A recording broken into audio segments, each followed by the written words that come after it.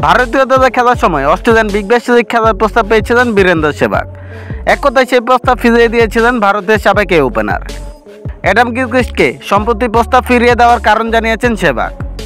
অস্ট্রেলিয়ার সাবেক উইকেটরক্ষক ব্যাটার সেহবাগের কাছে জানতে চেয়েছিলেন ভবিষ্যতে ভারতীয় ক্রিকেটারদের বিদেশে টি-20 লিগে খেলতে দেখা যাবে কিনা। তার উত্তরে সেহবাগে প্রথমে মজা করে বলছেন, না, কেন, কোনো প্রয়োজন নেই, আমরা বড়লোক মানুষ, আমরা কোনো গরিব দেশে যাব না। আমার এখনও মনে আছে যখন ভারতীয় দল থেকে অবসর নিয়েছিলাম, ঠিক অবসর নয়, বাদ পড়েছিলাম তখনকার কথা। IPL খেলছিলাম, সেই সময় বিগ ব্যাশ লিগ খেলার প্রস্তাব পেয়েছিলাম। আমি বলেছিলাম, ঠিক আছে, তোমরা আমাকে কত টাকা দেবে? $1 লাখ দেবে বলা হয়েছিল। তখন বলেছিলাম এই টাকা আমি ছুটির দিন এই খরচ করি।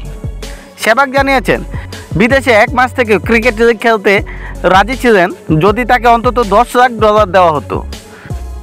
অন্য দেশে 1 মাস থেকে বিগ ব্যাশ বা 100 খেলতেই পারি, তার জন্য আমাকে মাত্র $1 বা $2 লাখ দেবে? এটা হতে পারে না। এত কম টাকায় খেলতে যাওয়ার প্রশ্নই নেই।